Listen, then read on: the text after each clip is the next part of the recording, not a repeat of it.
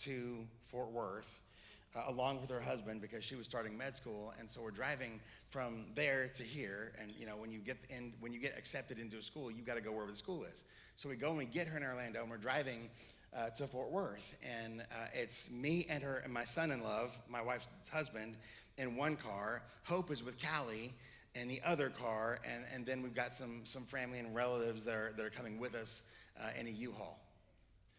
And because we're in a car together, me and my son-in-law are having a great conversation. We're talking and having a good time. And you know, when you're coming up out of Florida, there comes a point where you're supposed to take a left and go on I-10. But we were having a great conversation and laughing and having a good time. We're about to hit the Alabama line when it dawns on us we might have missed a turn.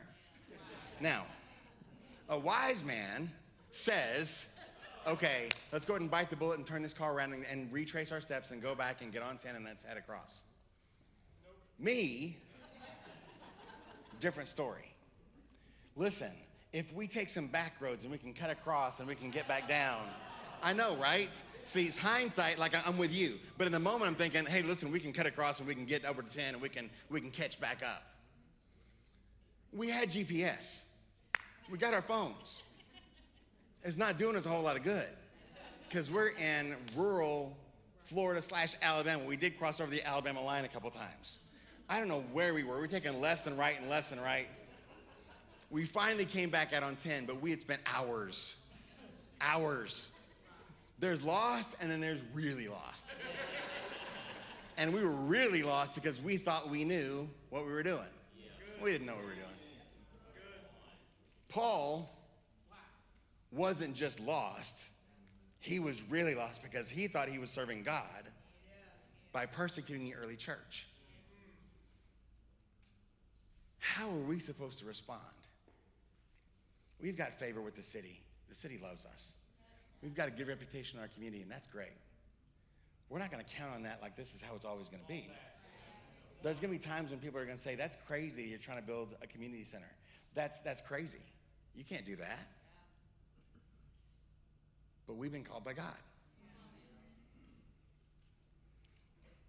But God, he's not a part of our tribe. He's the enemy of our tribe.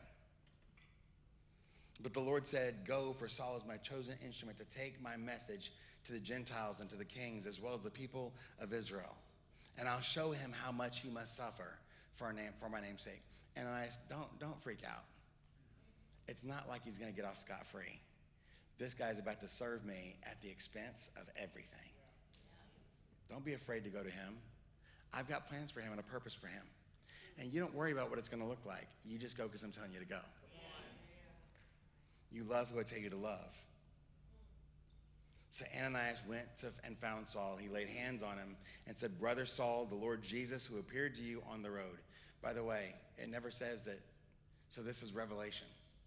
Paul didn't say, hey, by the way, good to meet you. Let me tell you my story. But by the Spirit, God tells Ananias.